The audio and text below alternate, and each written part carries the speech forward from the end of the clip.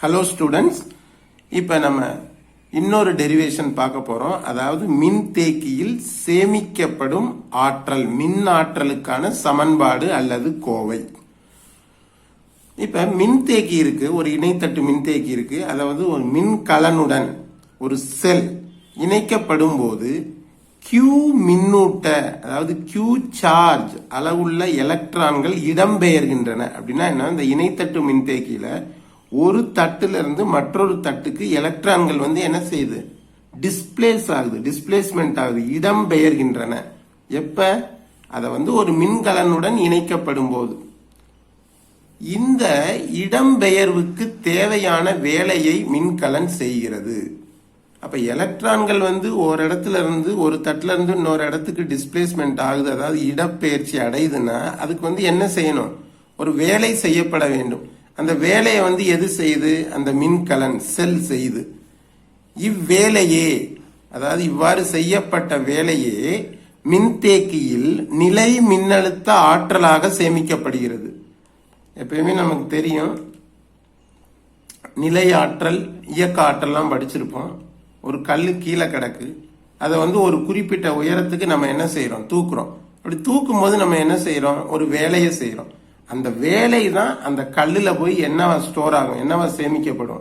நிலை ஆற்றலாக சேமிக்கப்படும். அதுபோல இங்க இந்த எலக்ட்ரான்களை இடப்பெயர்ச்சி செய்வதற்கு அந்த மின்கலன் ஒரு வேலை செய்ய வேண்டியிருக்கு. அந்த வேலை தான் அந்த மின்தேக்கியில என்னவா ஸ்டோர் ஆகுது? நிலை மின்னழுத்த ஆற்றலாக சேமிக்கப்படுகிறது. இது ஒரு சின்ன டிஸ்கிரிப்ஷன் மாதிரி எழுதிக்கிறணும். அடுத்து V மின்னழுத்த வேறுபாட்டில், இப்ப இந்த ரெண்டு தட்டுகளுக்கு இடையில மின்னழுத்த வேறுபாடு எவ்வளவு இருக்கு? V இருக்கு. dq அளவு மின்னூட்டம் கொண்ட மின் துகளை, இங்க மின் துகள்ன்றது எதை குறிக்குது? எலக்ட்ரானை நகர்த்த செய்யப்படும் வேலை. அது என்ன? dq.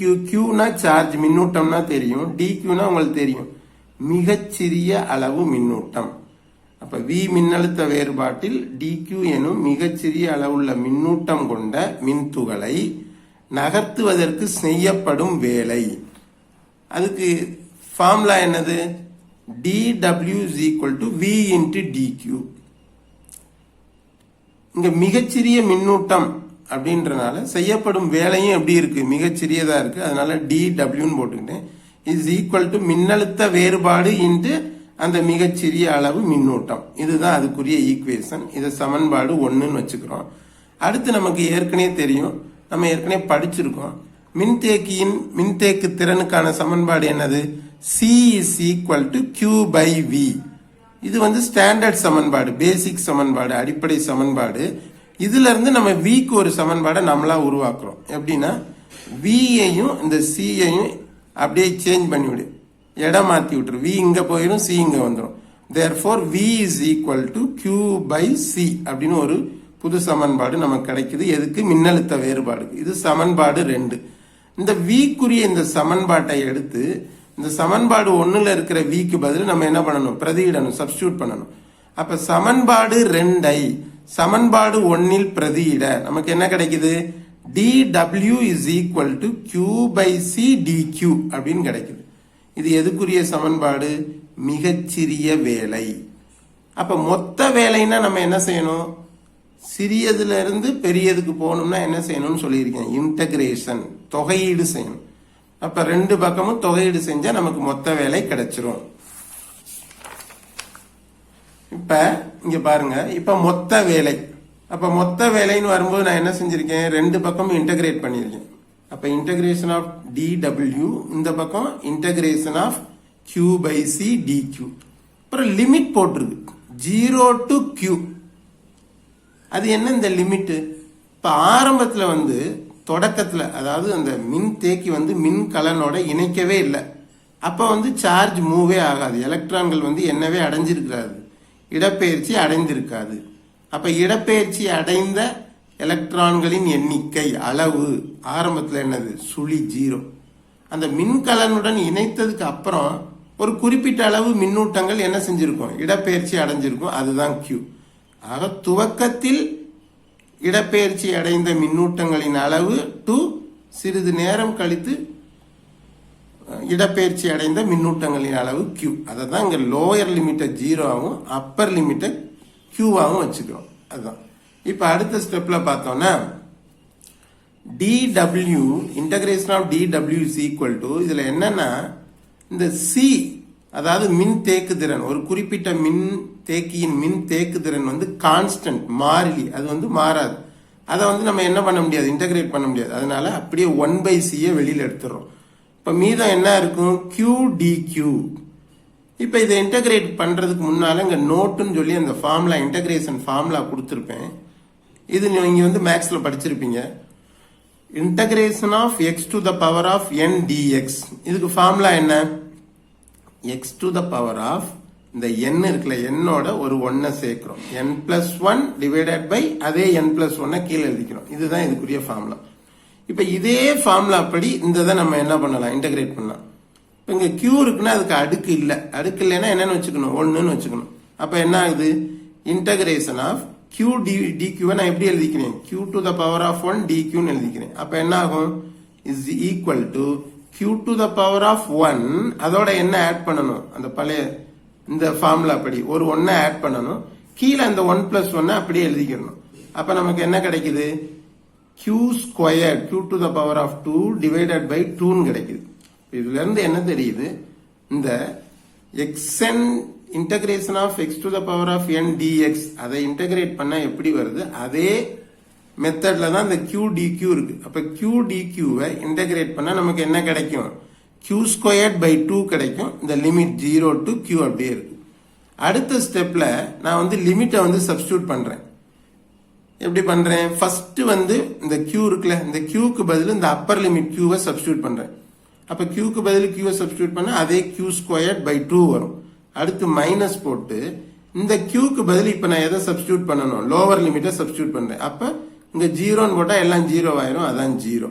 அப்ப இந்த டேர்ம் ஃபுல்லா 0 ஆனனால அதை அப்படியே விட்டுறலாம். அப்ப அடுத்த ஸ்டெப்ல இந்த பக்கம் dw இன்டகிரேட் பண்ணா நமக்கு என்ன கிடைக்கும், w கிடைக்கும். அதனால w போட்டிருக்கேன். w is equal to 1 into q squared by c into 2c. அப்ப w is equal to q squared by 2c அப்படின்னு கிடைக்குது. இது என்னது, செய்யப்பட்ட மொத்த வேலை.